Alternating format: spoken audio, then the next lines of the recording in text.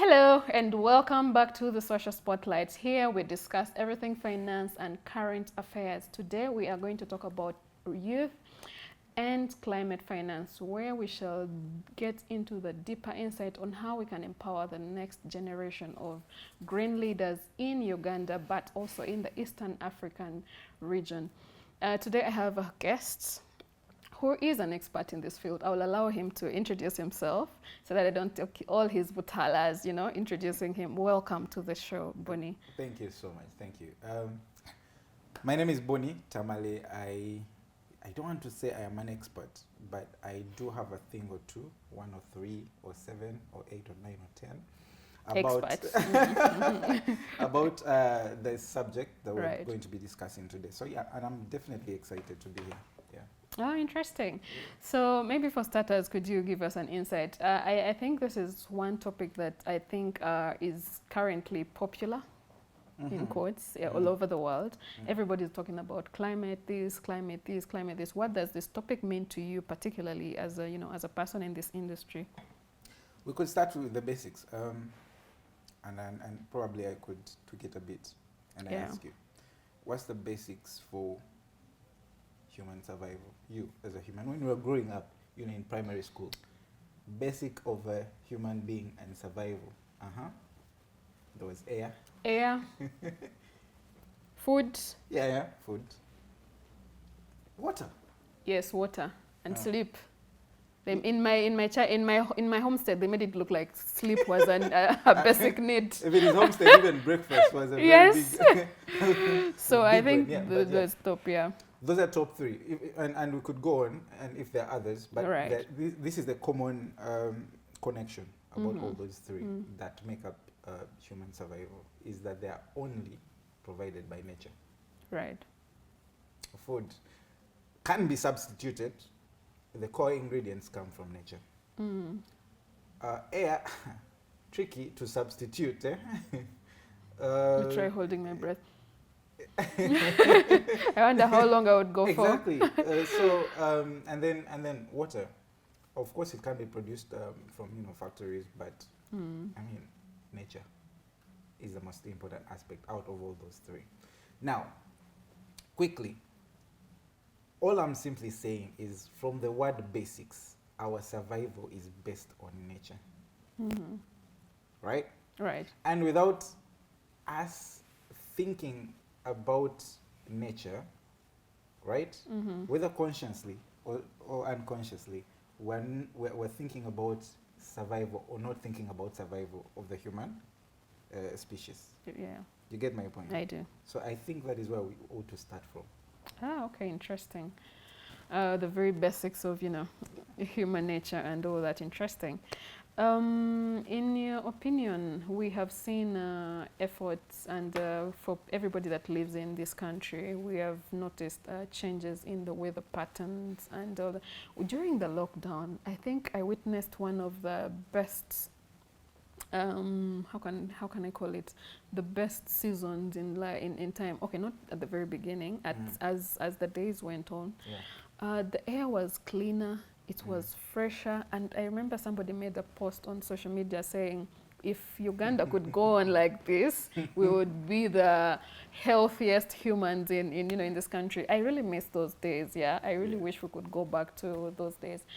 What are some of the things as young people we can tap into in line with climate action, the whole advocacy, and this era of climate and whatnot?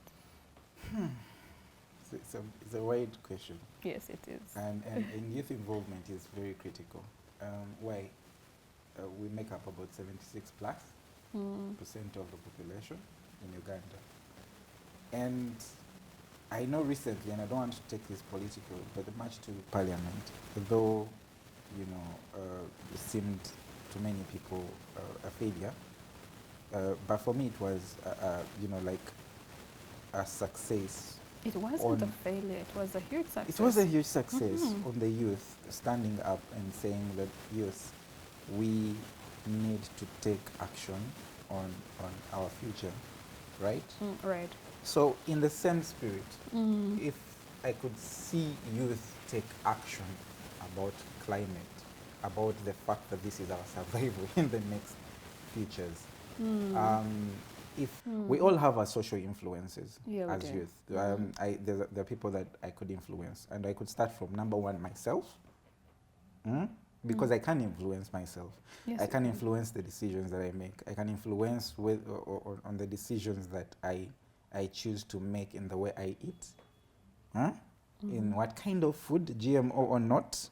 That way, if I choose to eat GMO related food, I am supporting the manufacturing process of GMO and not what it should be in terms of nature. Number two, in the way I choose to probably go about my normal business in terms of procurement of things at home. Do I buy and then I put a Cavera and then I buy or throw the Boveras elsewhere, things like that, you know, as a human being. I am the first center of influence. Number two, the people around me, my immediate family, I can simply say, hey, Viva, my biggest daughter, Nyabo, please do not. Or if it comes to climate action, this is how you also can be able to tap into it. With my own daughter, 9 years old, and I'm educating her because she's part of my circle of influence. Right?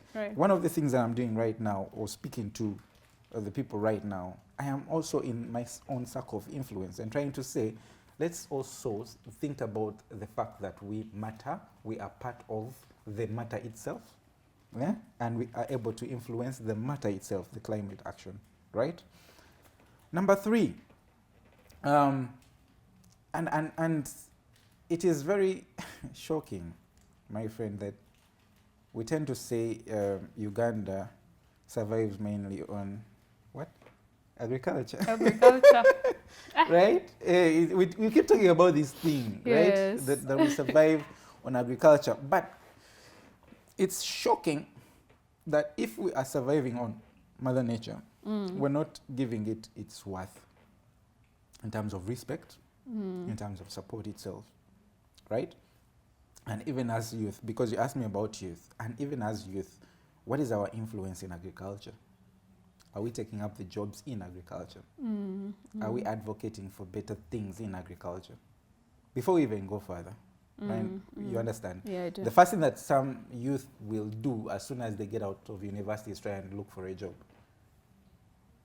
You get, drive an expensive car, and that's it. That's your thinking. Live in the most expensive apartment. Exactly.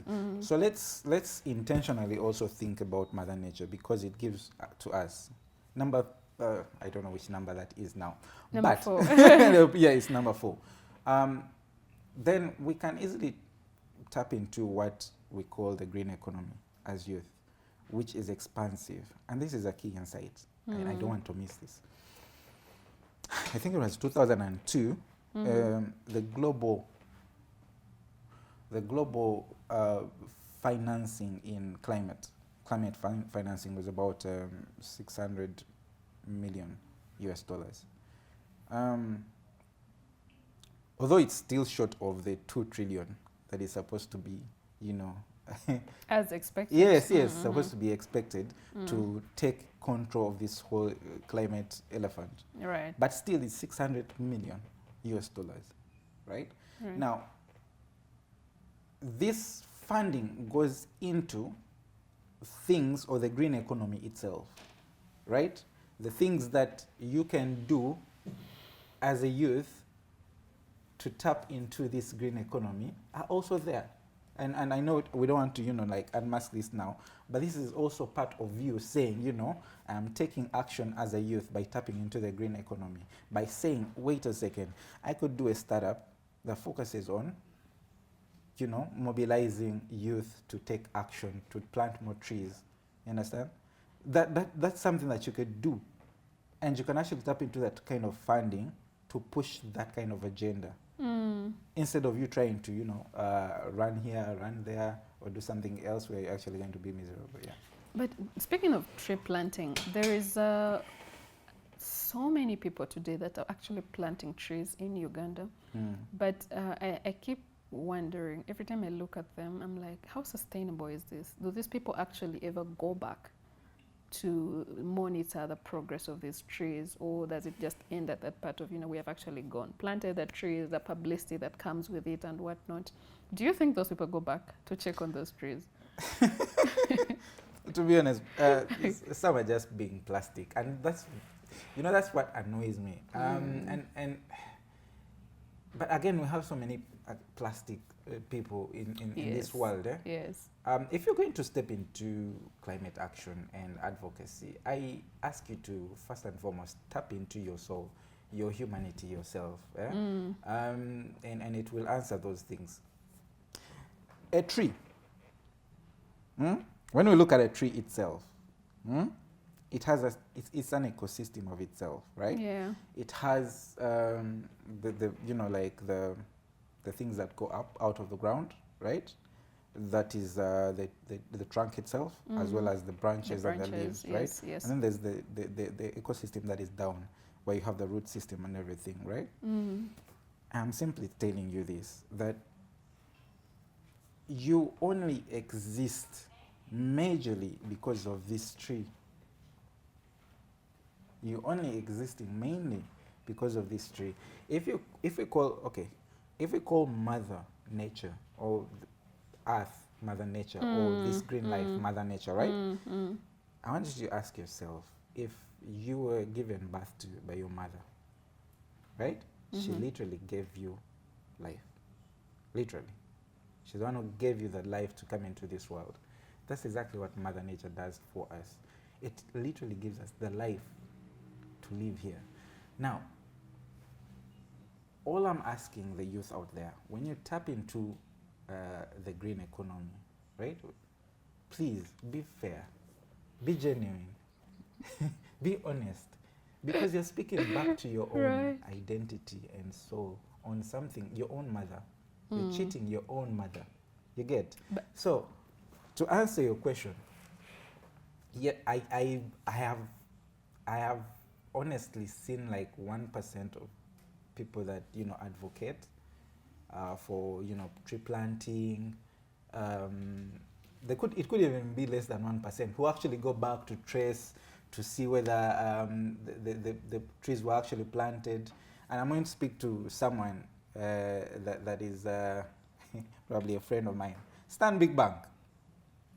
They have a tree planting challenge. I think they do it every year in schools. They do about over 200 schools. They get they normally partner with roofings, and they supply about 30,000 seedlings to different schools. Fruit trees or fruit trees? Okay. Yes, fruit trees. Now, I happened to luckily be part of the team that went to the different schools. Some of them sampled to just simply see what Stanbic and Roofings had done. That must have been in 2021, right? Now, I could be honest with you. Stanbic did their best with Roofings. They did their best, because when we went to check, at least you could see, I think it was a very funny scenario in Mwiri, where the school itself, Mwiri, where they had done this planting, and when we met the teacher, the head teacher, he simply said, I wish we could get more of these, and I wish we could also ourselves look after them more, right? But the fact that we went there on behalf of Stanbic and Roofings to just simply check out and see, it was a good gesture. And we tried to do some follow-ups to see if we can actually send them more, fruit trees. But that's like 1 in a million, 1 in 1,000.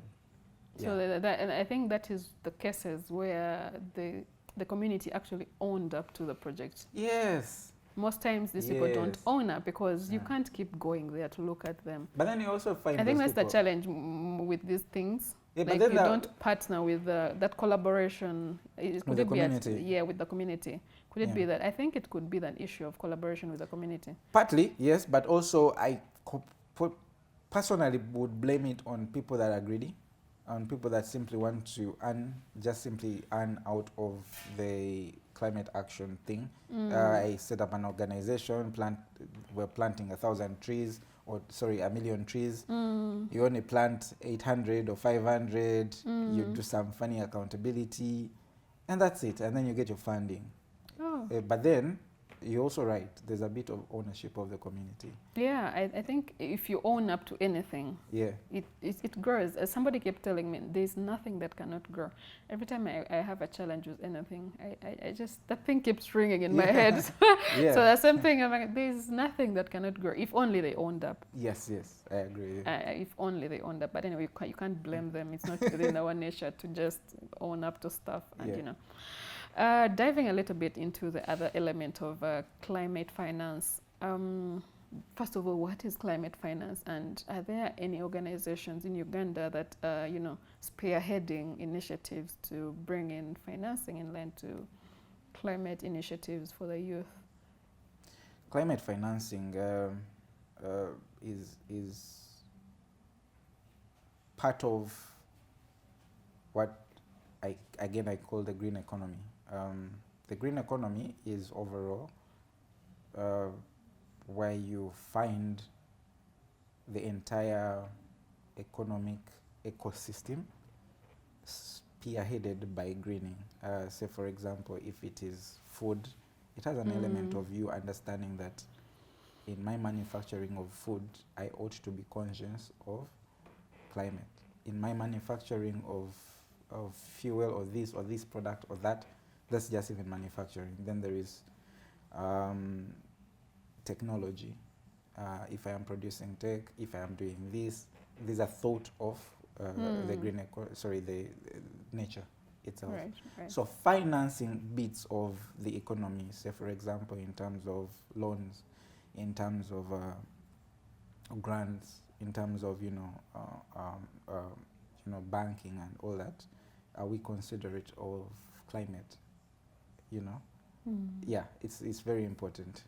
Before we rolled the camera, I had hinted to you about ESG and carbon footprint, and this is just one example of climate financing. And right now, many manufacturing companies are having to present ESG reports that show they're well aligned with climate and carbon footprinting for them to access loans from big banks. And it's a big condition right now. And so it's also part of the green economy. However, what I know you're more interested in, and probably the youth out there, is how do I tap into probably the green finance or probably this money that is laid out. I had mentioned earlier in 2022. I can't speak of right now. I don't have a figure offhand. But the latest I remember was probably 2022, where it was about $600 million US. Now, this money is injected into the green economy. It's money that is injected into the green economy to support on the green economy and the agenda as per the Paris 2030 agenda. Right? So anything that you're doing, if you're able to align yourself to that kind of agenda, the Paris 2030 agenda, you're able to access this kind of funding. Interesting. Yeah. So how would an entity like, the social spotlight align itself? Exactly. Let's start from home. Let's start quickly. Let's do it. Let's do it. So the spotlight, social spotlight, is a platform. This is a very nice speech. Is a platform that is advocating for social impact, not so? Yes, it is. Exactly. And you focus a lot on current affairs and finance, right? Right. Now, here's something that you could probably be thinking about. How can we then, therefore, to speak to 10,000 youth, right, and let them know about how they can actually access, number one, climate financing, and number two, be part of the advocacy for climate action, right? Then, therefore, when you start talks like this, or even if they're on a fireside, when you're collecting, let's say, about 2,000 youth every month to speak about this, to accelerate some of the startups to be able to access this kind of financing. You're already doing some social good. You're already, if you're able to register well, doing some of these podcasts, you can access this funding. Isn't that a good enough pitch?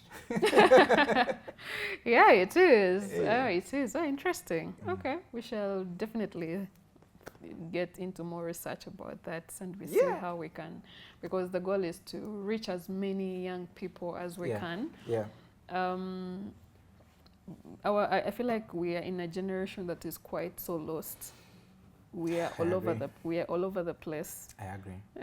I agree. We are all over the place, and many a times I think people are just yearning for that one person to hold their hand and show them the way. Yeah, social spotlight could be that for the young people. Please do it. Who knows? Do it. We're already there. We're already on the way. I agree. And interesting. Are there any yes, the other day I was reading a report, and in this report I learned, I can't remember the statistics offhand. I learned that some of this information, it does not get to the people that it should be getting to. Is it an issue of ignorance? Is it an issue of, I don't know. I was just thinking out loud to myself. I'm like, what could the issue be? Is it that as young people we are no longer as aggressive to, or hungry to find out this information? Is it not that relevant that we should be looking out, or is it just not readily available to us? It's two ways. One, as an individual, you must have interest in something to look for it. If you're sick, you shall find.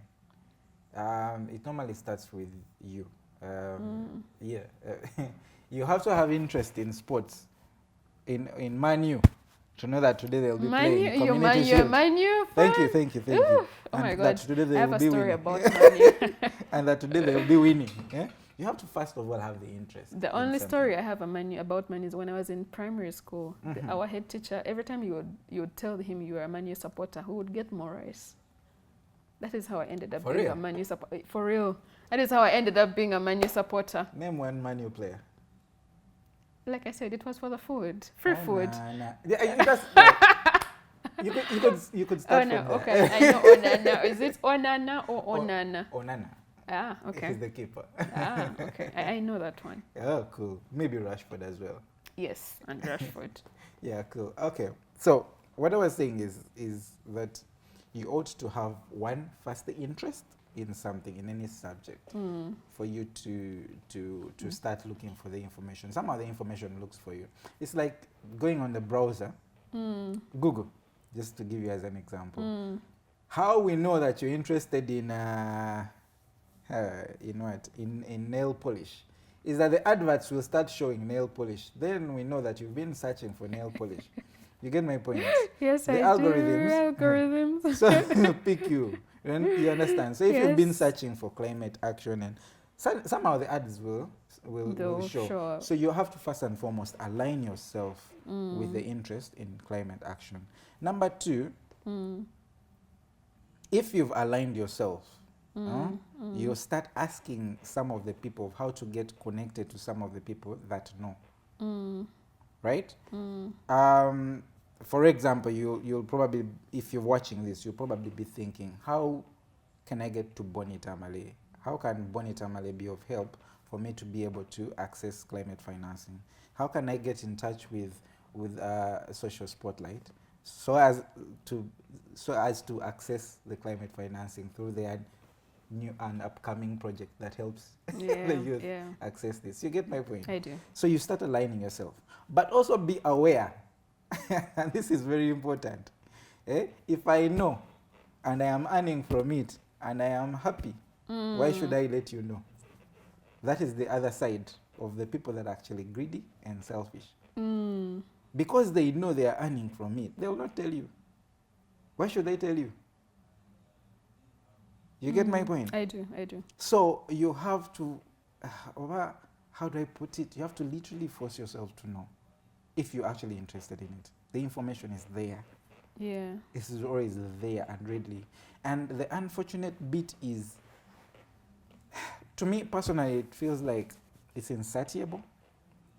The need for more youth to join the agenda is, at the moment, insatiable.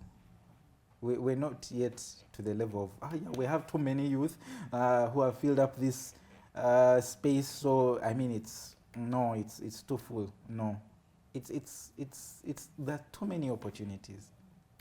Recently there was a climate symposium, I think, Yeah. in Dubai. Yeah. And I thought I would see more of the younger generation attending that symposium, but I'm not sure if it is safe for Social Spotlight for me to be saying what I saw. But I was filled with, I don't know what kind of emotion, both sadness and the reality hit that. Anyway, I'll leave it at that. But we have seen platforms as the UN. Is it the UN Climate Symposium? Mm-hmm. I would be really interested in breaking it down for the local person. For example, in Katwe Market, how do we explain such initiatives to those people deep down there, like the lowest person? How do we get their involvement, much as, or let alone this whole, we have gone to them to plant trees, for many of them, we would want to know, how do I benefit from this and all that? How do we explain these best, because I feel like it's like, just like we started, you mentioning the basic needs that we needed. I feel like it's all our business as the human race. Yeah. How does Social Spotlight explain their involvement, let alone the youth? Now we are going into maybe my mom down there in Katanga. The downtown people. Yes. Around Tubafe. Around So it's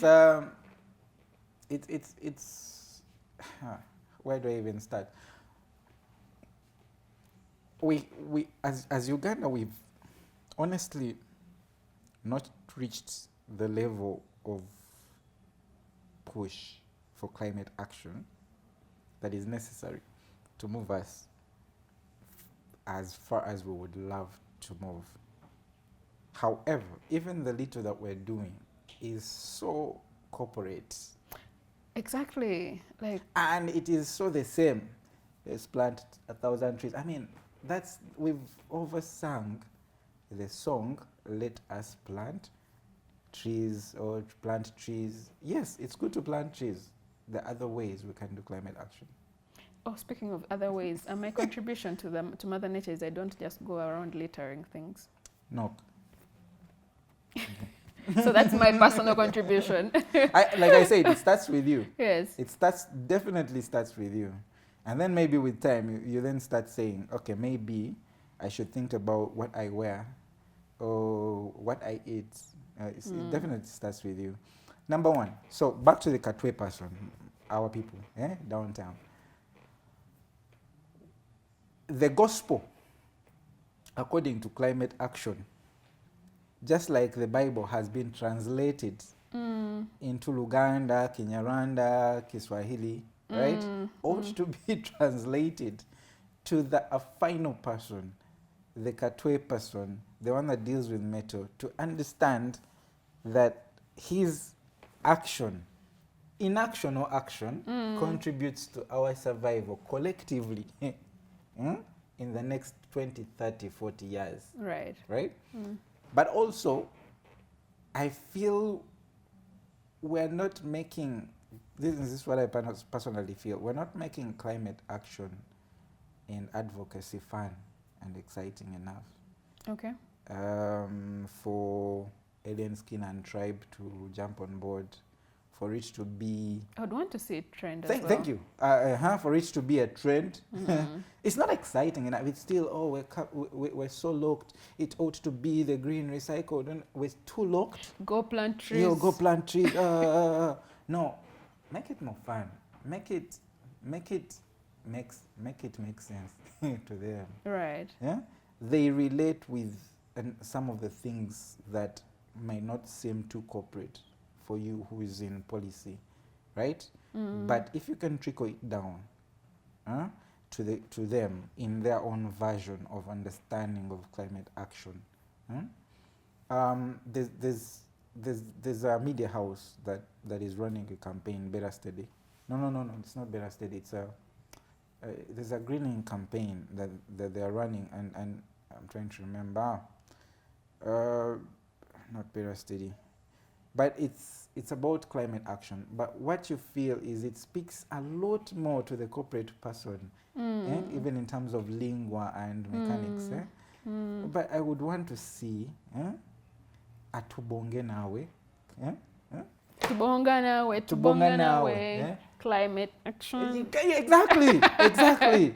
And it's also done. It's like a cool trend. It's like, yeah, I'm wearing green for climate action, which is a green bandana for climate action. See, that's why I'm even wearing green. Like, I forgot my green. We can pick some from here. Yeah, exactly. So it's that kind of thing. Make it much more exciting for them to understand, to relate with it, to, don't do a green concert though and say you'll bring Chameleon and Who and Bebe Cool.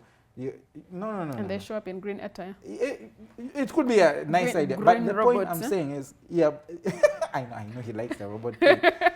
But all I'm saying is, don't make it way too obvious for them, but make it much more exciting, fun, understandable, and easy and also actionable. Okay. There's something that I was still working with roofings then as brand manager, and I wanted to do. We wanted to partner with the Kavaka, the Uganda government. The institution. Yes, the institution, but the office in charge of climate action. I think they were trying to do some campaign, and roofings has a lot of trees. Actually, and I would advocate, if you actually need trees, I'm so sorry, roofings, my people at roofings, but if you need trees, go to roofings. Just walk to Lugoa, to any of their offices, and just simply pick a tree seedling. I know they've donated a lot to Rotary. Yes, they give these things out for free. It sounds like a kalango for roofings. It surely does. They should pay. Roofings should be a sponsor. They should pay. But the point I'm trying to make is, when we met with these guys, they had a very interesting concept, but I thought, the Kabaka is an emotional appealer. How about we make it bigger? How about we actually say, Simbo Mtigwa Kabaka? Okay.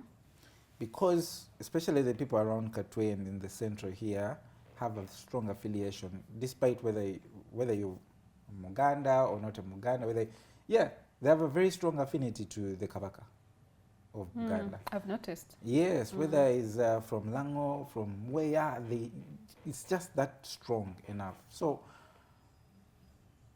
plant a tree, Simba Mtigwa Kabaka, and you grow it, and you nurture it. It is yours. You're showing your affinity to the Kabaka by simply and that if the Kabaka simply saying Simba Mtigwa Kabaka, there's that Kabaka and Jagala tree. You know how valuable it is. And you just use Kabaka and Jagala tree. Almost everything about there is recyclable. And that's exactly why the Kabakas is tried so much to push for that planting of that tree. The Kabaka and Jagala tree is extremely amazing. Like its leaves, the trunk, the roots, those seeds that it produces, the things that are in the seeds. There's nothing about it that cannot be commercialized. Interesting. And it's extremely medicinal. So, and that could make more sense for someone in Katwe, not corporate, because the corporate people will never plant your trees. I know. Yeah. Interesting. As we wind up this session, wow. Okay, I didn't know there was a Kabaka and Jagala tree. That's new information. Well, for our viewers out there, today's episode was particularly sponsored by AdVibe Advertising. AdVibe Advertising is an agency that does PR, virtual assistance, branding, communications, events. You want your corporate events, dinners, symposiums, etc. And they also offer services of events, decoration, and ushering services. Reach out to them. They'll offer amazing, excellent services. And they sponsored this, so better get to them. They are giving back to the community. And at Advibe Advertising, they currently have a program running. They've dubbed it the Personal Assistant Academy. Are you a young person that would want to learn more about, administration, how you can start up your career? For many of us, we are out there hunting for jobs, but come and learn how you can start up small. You can be a part-time PA. Did you know that you can be a PA offline? You don't have to be there physically. You can learn some virtual assistant skills. Reach out to them on their social media platforms and learn more about the Advibe PA Academy. Kanango kawedeo. I should join. You should surely. It's a good platform for the young people especially. Is it free? I would no, it's not free. Yeah. It's at a small fee. It's at 450,000, and the program runs for 6 months. It's both. It's a hybrid program. Okay. Yeah, so it's going to be quite intense. Yeah, so if you have some young people, you could recommend them for the program. Yeah. I will definitely think about that. Yes. As we close out, what are your final remarks? What does the future look like? How should we, even me myself, how should I go and how can I make it better? So that laugh. you can make it better by understanding one thing. Your action now, you independently, is responsible for our planet tomorrow. That's the most important aspect. Why? Your action to say that I choose not to use a Kavera consciously as you yourself, individually, without thinking about me, without thinking about the producer, without thinking about anyone else around, without thinking about the next people outside the building, right? It starts with you. And when you think about the fact that if all of us decided in Uganda, we're about 44. We are currently 48. Hey. Yeah, yes, after the census, the about 48 million. So let's imagine just 48 million. We decide to simply just say, you know what, we're going to refuse planting trees. Let's plant Puveras. Every day, one, we plant. And imagine if it is the whole of East Africa. How many people are those? The whole of... You could probably give the earth about how many years to, sustain that kind of Kavera. How much would you be suffocating it? But also, we could choose to say, and I used Kavera hypothetically, we could choose to do something different and take action in a more positive way, collectively starting with you. And when you know that if I don't do it, right, if I don't do it myself, someone else might not do it, right? But if I also do it, I am an influence to someone else to be able to do it. It makes a lot more sense, right? Number two, and as I live, especially for the youth, we are the biggest, we're the majority, not just in Uganda, and this is across the globe. We are the now. Right now, we are the biggest. We are the majority. We are the voice. But most importantly, we are the voice of our own future right now. It is very important to know that because we are the majority, we must be part of the journey to a better Earth, planet, starting with us. Just the same effort that we use in advocating for music, for, March to Parliament, Shifra, all this, the way we advocate and we push climate influence trended, and just likes like and Shifra all these trended. things, you understand? If we put energy onto something, we give it life. Whatever you actually give energy, you give life. You know that? Yeah. If you give anything energy, you give it life. Yeah. You mentioned it much earlier at some point, right? So if we give energy to Shifura by liking, you give it life. Yes. And you give her life. Yes. If you give energy to climate action as youth, because we are the majority and we can drive this agenda, we give climate action life in our own agenda. Number 3, the opportunities are immense where you can tap in. Everyone has a different, unique aspect about themselves. And I like the march to parliament thing, and I could use it as an example. Someone said, and I remember, I'm trying to quote word per word, but they said something like, you do not have to walk physically to the parliament, but in whatever aspect you can, do something. So for example, if you're just simply good at singing, I saw some guys singing, I saw Azawi tweeting, I saw there was a lot of exactly. activism. I was There were so different impressed. people I was so impressed. I you was have like, like a skill. If you're a footballer, maybe you're trying to score the goal. March to parliament. So the point I'm trying to say is, in your different capabilities, do something. Let's Right. give the energy to climate. Now, again, I've also said the opportunities are immense, depending on also your capabilities.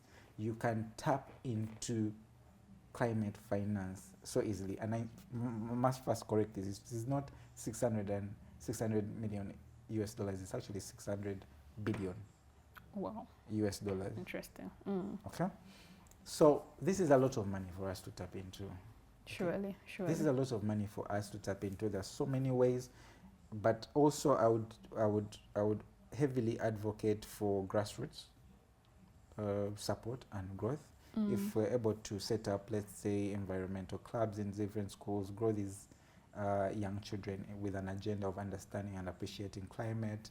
Through tales, we can also try and talk, for example, through a podcast, tell stories, tell stories of what Mother Nature should be like. We were told stories of Wakaima, Wango and Wakaima when we were much younger. You understand? Most of the stories that were actually told were supposed to be lessons for us. We can convert some of these things into lessons and stories that we tell to the young ones as we grow them. You get? And most importantly, and this is where it hurts me the most. So the 636 billion that is globally injected in supporting climate action, less than 50% comes to Africa. Now, why am I saying this? Is even when you have, because Africa is literally the most affected, you get, but then it gets less than. Most of this is as a result of policy and advocacy. Now, if you come back into Uganda itself, and you go through all the ministerial, I know you'll see a policy on land, you'll see a policy on gender rights, LGBTQs, bills here, what. Where are the ones for climate action? Somebody must have stolen the keys to the wardrobe. Thank you. Where are the ones for climate actions? Where are the ones? Okay, so we've seen NEMA take action. I'm not yet fully convinced whether it's coming from a more concerned point of view as NEMA, or it's just for the sake. But we ought to have 5-year policies, 10-year policies that are looking at climate action. The way we have,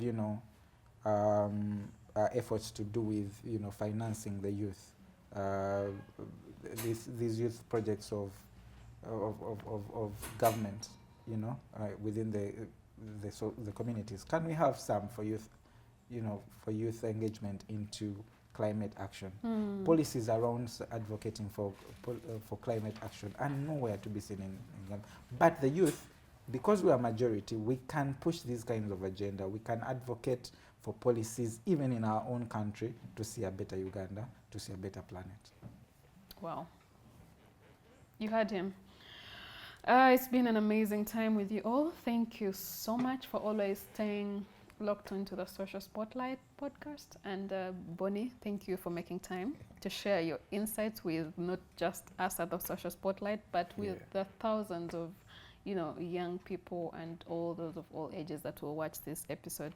Thank you. We Thank you. can't thank you enough. Definitely, we now know whom to come to when we start on our projects in climate, sure. because we are definitely, this is something we are strongly considering.